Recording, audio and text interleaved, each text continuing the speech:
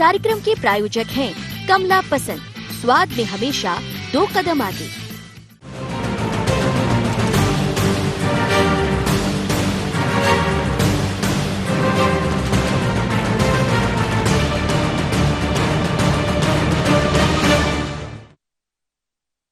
हम जनता की अदालत में खड़े नहीं उतर पाए। मध्य प्रदेश में कांग्रेस की सत्ता गए 1 साल होने को है और अब कांग्रेस के नेताओं को ये समझ आ रहा है कि हम जनता की अदालत में खड़े नहीं उतर पाए। इससे पहले यही कांग्रेस सिंधिया और बीजेपी पर सत्ता जाने का ठीकरा फोड़ती रही थी, लेकिन अब आने वाले दिनों में नगरीय निकाय के चुनाव होना है। इसके साथ ही 2023 की तैयारी की ओर भी बढ़ना है, तो कांग्रेस को अपनी भूल याद आ रही है। इस बात का दुख है कि हम जनता की अदालत में खड़े नहीं उतर पाए। मध्य प्रदेश में बीजेपी निकाय के साथ 23 की जोरदार तैयारी में है और कांग्रेस भी चाहती है कि किसी तरह वापसी हो जाए, लेकिन अब दिग्विजय ने पार्टी की भूल स्वीकारी है, तो बीजेपी इस पर चुटकी ले रही है। हुजूर आते आते बड़ी देर कर दी। जिस तरीके से मध्य प्रदेश में प्रपंच फैलाने का, अराजकता फैलाने का दुस्साहस दिग्विजय सिंह जी और कमलनाथ जी की टीम ने किया था, उससे निश्चित रूप से मध्य प्रदेश का माहौल खराब हुआ था। चुनाव में जनता ने उनको जरूर आईना दिखा दिया, उनकी हैसियत दिखा दी है। कांग्रेस में कुछ भी हो, लेकिन पूर्व मुख्यमंत्री दिग्विजय सिंह वक्त की नजाकत को पकड़ ही लेते हैं और शायद इसीलिए चर्चा में भी आ जाते हैं। लेकिन अब अपनी भूल को स्वीकार करना क्या पार्टी को रास्ता दिखाना है या फिर खुद के महत्व को बनाए रखना? Bureau report IND 24।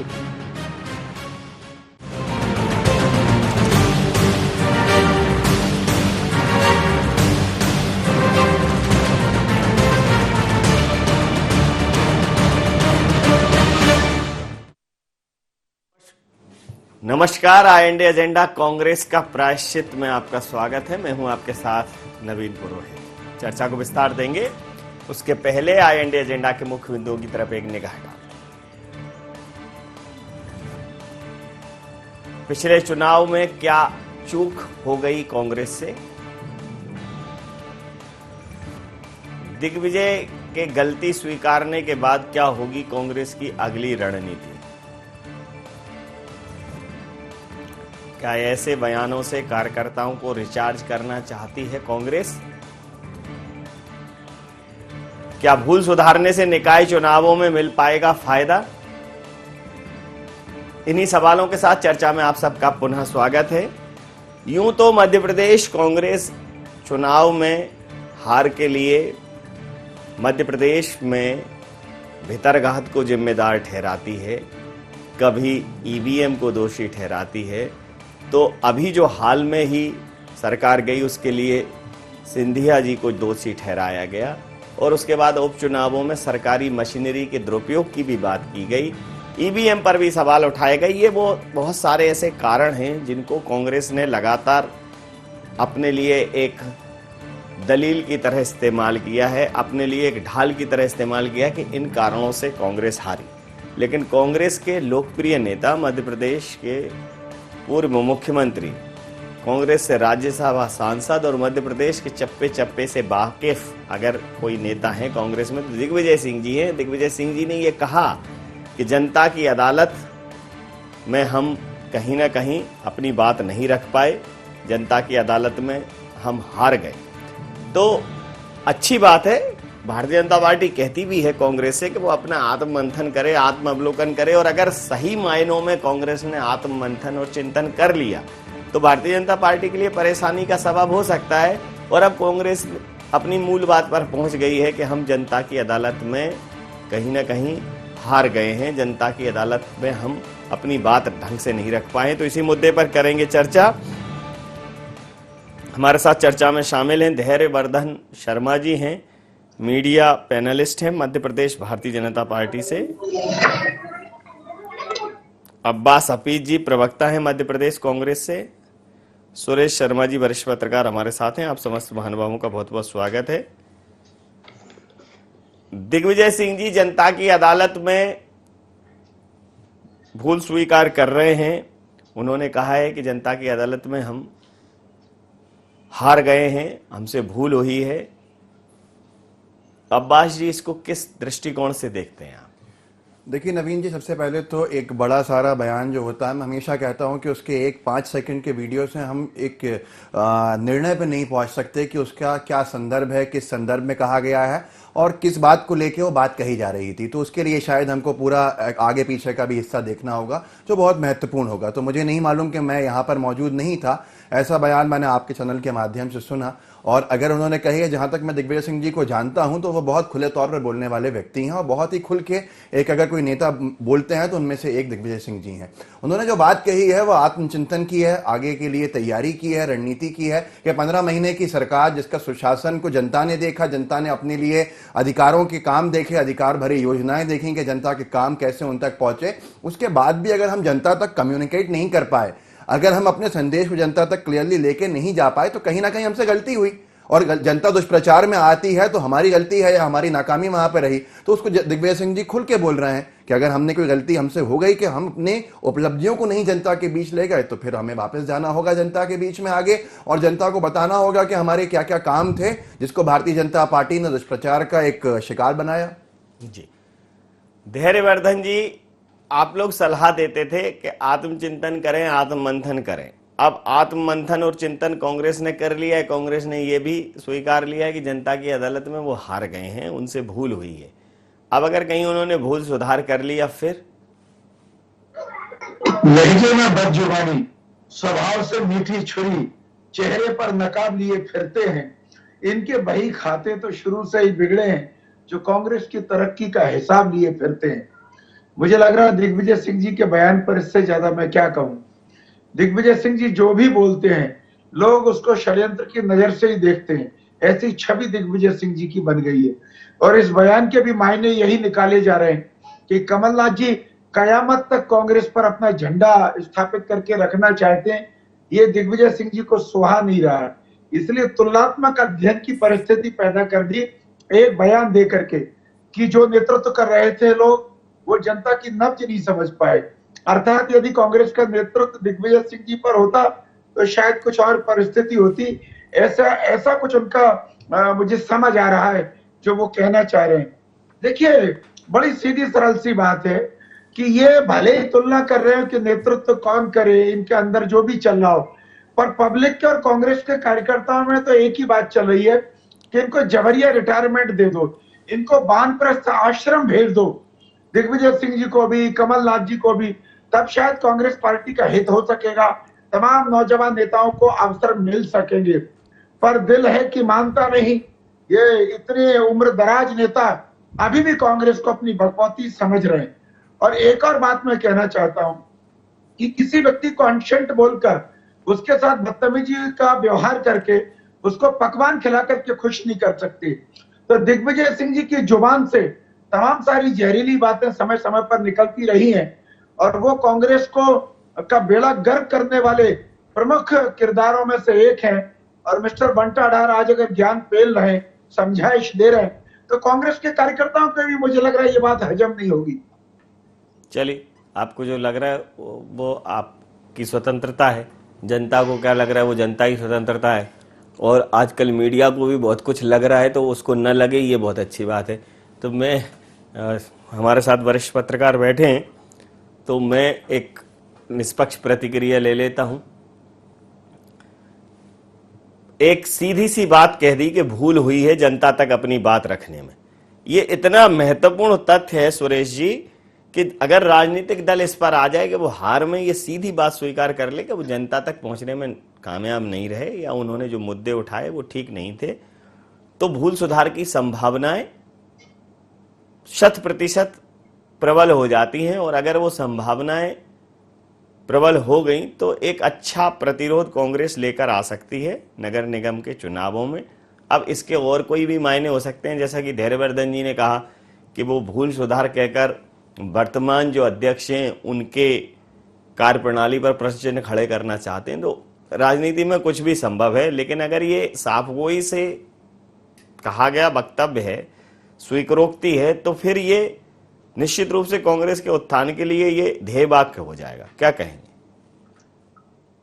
मैं आपकी बात से सहमत हूं कि कोई भी राजनेता अपनी गलती को स्वीकार करने के लिए, और वो भी जनता के बीच में गलती स्वीकार करने का साहस दिखाता है, तो निश्चित रूप से उसकी पॉजिटिव प्रतिक्रिया होती है। ये बात सच है कि धैर्यवर्धन जी के मन में दिग्विजय सिंह जी के प्रति जो भी भाव हो, बंटा ढार वाली छवि जो है वो हो सकता है जनता के बीच में हो, जिसके कारण वो भोपाल चुनाव हार गए हैं। उनकी जो वाणी के कारण या उनका जो एक विशेष प्रकार का रवैया है उसके कारण वो चुनाव हार गए हों। इसका मतलब ये नहीं है कि कांग्रेस पार्टी में उनकी पकड़ कम है, और कांग्रेस का कार्यकर्ता आज भी उनकी बात को मानता है। ये मेरा व्यक्तिगत रूप से भी मानना है, और मैंने अपने 3 दशक की पत्रकारिता में भी ये देखा है कि दिग्विजय सिंह की बात को, क्योंकि चुनाव प्रचार में प्रबंधन कमलनाथ जी का चाहे लाख बेहतर रहा हो, लेकिन दिग्विजय सिंह जी ने जो बगावत नहीं होने दी, भारतीय जनता पार्टी के 15 से 17 कार्यकर्ता जो चुनाव लड़ करके 30-30 हजार 25-25 हजार वोट ले गए और इतनी सीटें हरवा दी, दिग्विजय सिंह अपने यहाँ प्रबंधन करने में कामयाब रहे थे। इसलिए सरकार बदलाव का और एक जो कर्ज माफी का नारा जो है उनके प्लस में गया था। तो इसलिए दिग्विजय सिंह को आप वाणी से कुछ भी कह सकते हैं, दिग्विजय सिंह के कार्य पद्धति के 10 साल पर सवाल उठा सकते हैं, लेकिन संगठन की उनकी क्षमता और संगठन में उनकी बात को मानने वालों की जो स्थिति है, वो विरोधी को से भी अपनी बात मनवा लेते हैं, ऐसी ताकत उनमें है। तो एक तो इस राजनीतिक समीकरण को ये देखना पड़ेगा कि जो उन्होंने स्वीकारोक्ति की है वो उसका जो है दिशा किस एंगल में देने की आप बाद में कोशिश करते हैं। वो कमलनाथ को गिराने के लिए देना चाहते हैं या कार्यकर्ताओं में उत्साह को बढ़ाने के लिए देना चाहते हैं। इसलिए एक पक्ष जो है मैं ये देखता हूं इस सारे मामले में। और दूसरा जो है, मैं इस बात से भी सहमत हूं कि कमलनाथ जी जिस तरीके से अपने पंख फैला रहे हैं और उसके कारण दिग्विजय सिंह जी के सुपुत्र को दिक्कत आ रही है, उसके कारण भी एक राजनीतिक समीकरण का एंगल ये दिखाई देता है। निश्चित रूप से ये आज की घटना है, इसलिए तत्काल सारे समीकरणों के अंतिम चरण तक पहुंच पाना कठिन रहेगा, और मुझे लगता है कि 2-3 दिन में सारी बातें साफ हो जाएंगी। क्योंकि मैं एक चीज जरूर उद्धृत करना चाहता हूं, ये कांग्रेस के बड़े नेता से मेरी 4-5 दिन पहले बात हो रही थी। मैंने उनसे कहा, मैंने कहा ये कमलनाथ जी का क्या लग रहा है, अब आगे चल करके जिस तरह की ये हुआ है खाट पंचायत, और खाट पंचायत में उन्होंने जिस तरह से एकाधिकार जमाने की कोशिश की है, तो आपको क्या लगता है? तो उन्होंने कहा कि दिल्ली में हाईकमान जिस दिन तैयार हो जाएगा उस दिन कमलनाथ जी की रवानगी हो जाएगी। राहुल गांधी दोबारा बन गए तब भी, या कोई और बन गया तब भी, क्योंकि वो जो है जिस तरीके से युवा लॉबी को सामने नहीं आने दे रहे हैं या युवा नेतृत्व को भरने नहीं दे रहे हैं, ये कमलनाथ जी के लिए एक ऐसा पॉइंट आएगा जो पॉइंट हाईकमान का कोई भी व्यक्ति स्थायित्व पाते ही इनको हटा देगा। ये जो उनकी टिप्पणी थी, इसको और दिग्विजय सिंह जी के आज के बयान को, क्योंकि उन्होंने मुझे ये भी कहा था कि दिग्विजय सिंह जी कमलनाथ जी के पक्ष में चाहे बोलते हों, लेकिन कमलनाथ जी के पक्ष में वो है नहीं। तो इससे सारे समीकरणों को जब धीरे धीरे हम जोड़ने की कोशिश करेंगे तो 1-2 दिन में कोई न कोई बात निकल करके सामने आ जाएगी। अंतिम चरण तक भले ही आप बात नहीं ले जाओ, लेकिन आपके चरण वहां तक तो पहुंच ही जाते हैं जहां से अंतिम चरण दिखने लगे। लेकिन हम इस चर्चा के इस दौर के अंतिम चरण में हैं और एक व्यावसायिक अंतराल के लिए हम अपने चरण बढ़ाएंगे। तो व्यावसायिक अंतराल के लिए हम रुकेंगे और उसके तुरंत बाद फिर से चर्चा में हाजिर होंगे। आप बने रहिए हमारे साथ और देखते रहिए IND agenda.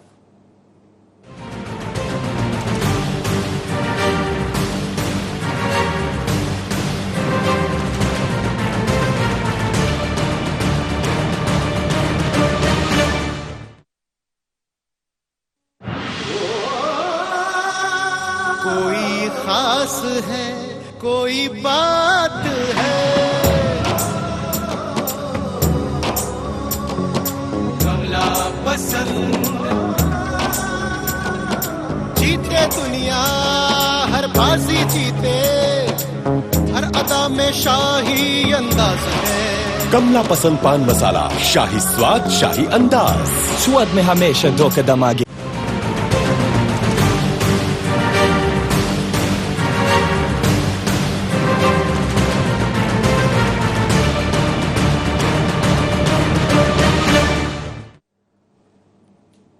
IND agenda Congress का प्रायश्चित ब्रेक के बाद फिर से स्वागत। सीधा रुख करेंगे अपने मेहमानों की ओर।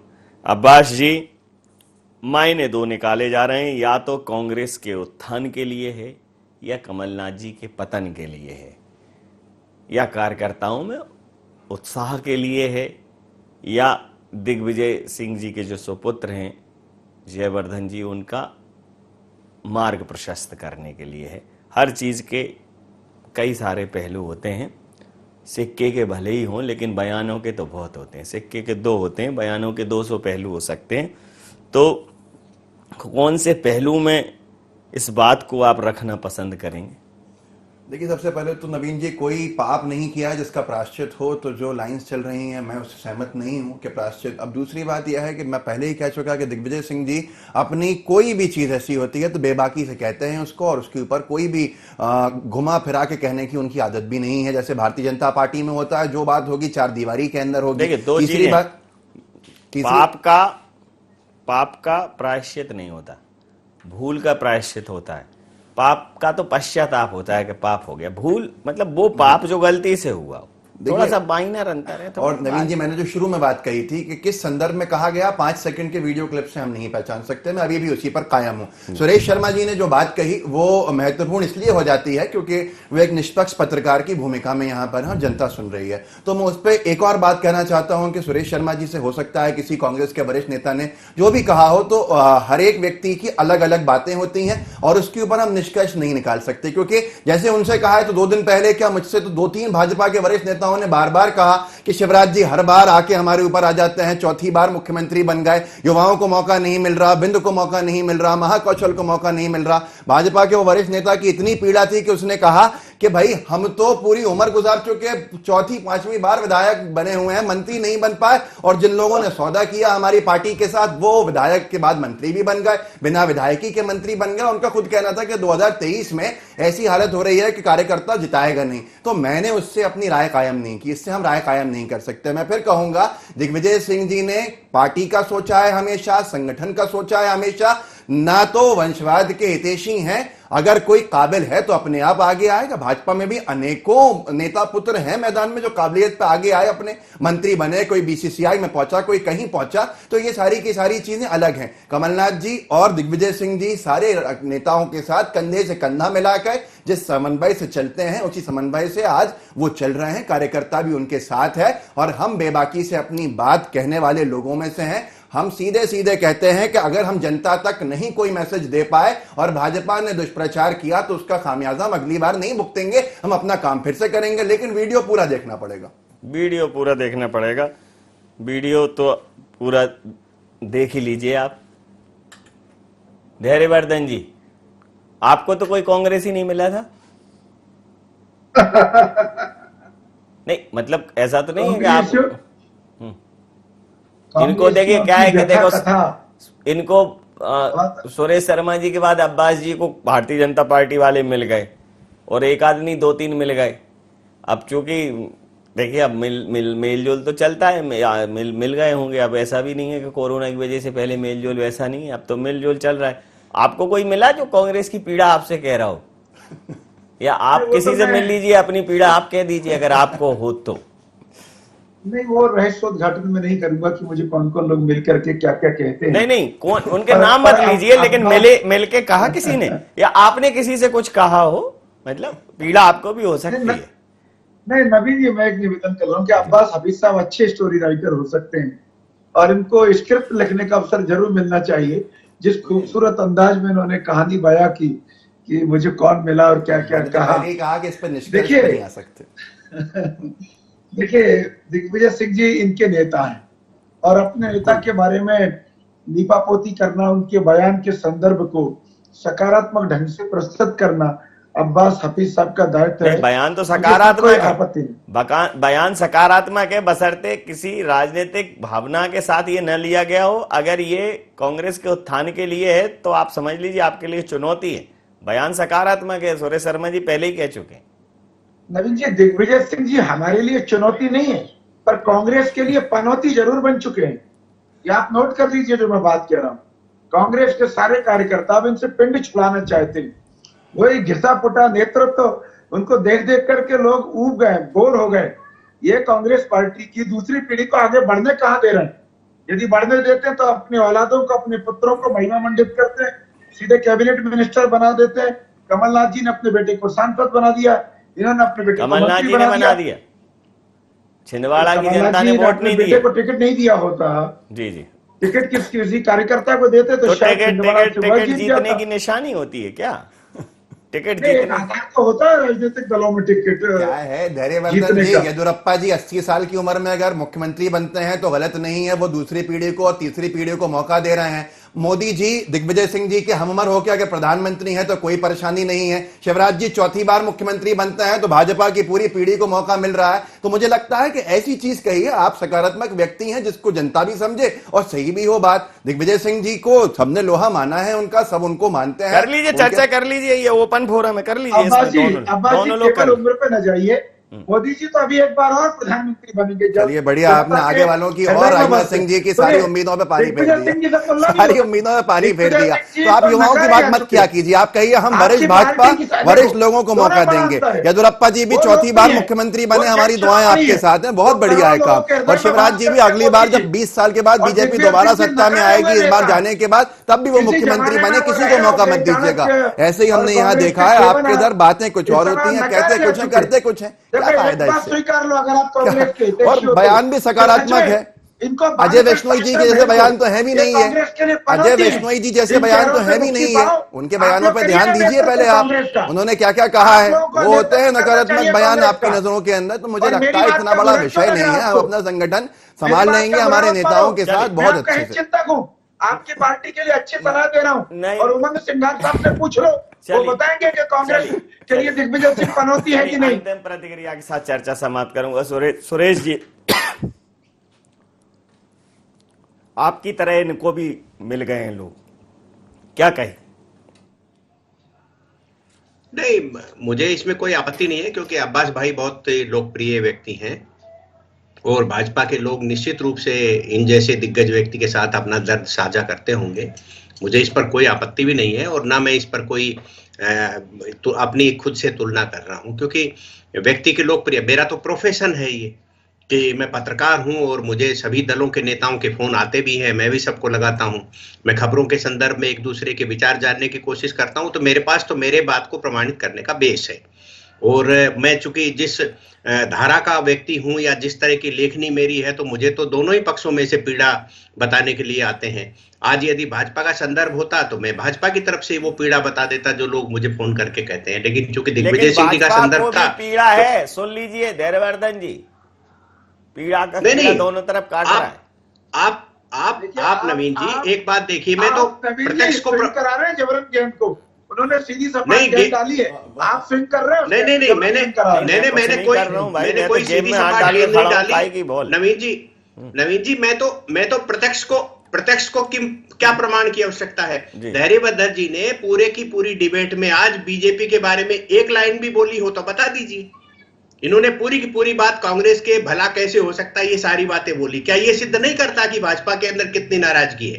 तो मैं इस बातों में इसलिए नहीं जा रहा हूं ना, क्योंकि आज आपने कांग्रेस का दिया है। बिल्कुल सही बात, बिल्कुल सही। यदि मान लो धैर्यवर्धन जी भाजपा के मुख्यमंत्री क्या कर रहे हैं और प्रधानमंत्री क्या कर रहे हैं, इसके संदर्भ में एक भी लाइन बोलते आज की डिबेट में तो मैं मान लेता। आज तो उन्होंने एक लाइन भी नहीं बोली, केवल कांग्रेस को सीख दी है। इसका तात्पर्य यही है कि कितनी अंदर जो है चल रहा है। और आप ये बताइए कि शिवराज जी के 15 साल मुख्यमंत्री रह जाने के बाद जो है एक पीढ़ी तो भाजपा की भी बर्बाद हो गई ना। आप कैसे उसकी तुलना नहीं कर सकते हो कि दिग्विजय कांग्रेस की तो पीढ़ी बर्बाद होती है और भाजपा वाली आबाद हो जाती है। तो भाजपा में क्या चंदा बंटता है क्या? तो वो तो एक स्वाभाविक बात है। लेकिन मैं ये कहना चाहता हूं कि यदि दिग्विजय सिंह जी वंशवाद की बात नहीं करते और अपने प्रिय पुत्र के बारे में चिंता नहीं करते, तो लक्ष्मण जी को मुख्यमंत्री वो बनाते ना मंत्री। वो तो भाई है उनके, पार्लियामेंट के मेंबर रहे हैं, विधानसभा के कई बार मेंबर रहे हैं। 2 बार का बेटा जो है वो मंत्री बन सकता है और 4 बार सांसद और 2-3 बार का विधायक जो है वो भाई नहीं बन सकता। यदि मान लो आपको अपने घर से किसी को देना ही था तो आपको लक्ष्मण सिंह को देना चाहिए था, जो रोजाना पीड़ा व्यक्त करते हैं। इसलिए जो है मेरा जो तर्क था कि अपने बेटे के राजनीतिक समीकरणों को सेट करने के लिए वो ऐसा बोल सकते हैं, ये इसका मैंने प्रमाण दे दिया। तो मैं जो है अनवांटेड बात बोलने से मुझे क्या लाभ हानि है? ठीक बात। तो मैं ये कहना चाहता हूं कि निश्चित रूप से दिग्विजय सिंह जी के द्वारा ये प्रायश्चित किया जाना, जो आपने शीर्षक दिया है व्यवहारिक है, प्रायश्चित किया जाना इस बात का स्पष्टीकरण है या इस बात को रेखांकित करता है कि आने वाले समय में कांग्रेस के विधायकों की संख्या, उसकी गतिशीलता उसके द्वारा किए जाने वाला प्रदर्शन में लाठीचार्ज खाट रख करके आंदोलन करना निश्चित रूप से इस बात का संकेत है कि कांग्रेस पार्टी कोई मरी नहीं है। सत्ता बदली है, गिरी है, ये एक पक्ष है, लेकिन मरी नहीं है। आने वाले चुनाव में और इन जो नगर पालिका के चुनाव है, इसके अंदर आप ये देखिए कि कमजोर पड़ती हुई दिखाई नहीं देगी, ऐसी सक्रियता यदि बरकरार रही तो। जी, समय सीमा के चलते मैं ये चर्चा यहाँ समाप्त करूंगा। आप समस्त महानुभावों का बहुत बहुत धन्यवाद, बहुत बहुत आभार। तो दिग्विजय सिंह जी ने ये बात किसी भी संदर्भ और प्रसंग के लिए कही हो, लेकिन विषय अगर प्रायश्चित का है तो भूल सुधार एक शब्द है, और अगर आपने भूल को पहचान लिया, आपने अपनी गलती को पहचान लिया और सही तरीके से कार्य करना शुरू कर दिया, तो निश्चित रूप से आपका उत्थान सुनिश्चित है। और अगर ये भूल सुधार किसी दूसरी दिशा में है, जैसा कि भारतीय जनता पार्टी कह रही है, तो फिर कांग्रेस के लिए निश्चित रूप से व्यक्ति विशेष के प्रति स्नेह या वंशवाद जैसी जो बातें हैं वो परेशानी का सबब रही हैं। तो अब ये कांग्रेस का विषय है कि वो इस प्रायश्चित को किस तरीके से परिमार्जित करती है। IND एजेंडा में नहीं, आप बने रहिए IND 24 के साथ और देखते रहिए IND 24। नमस्कार।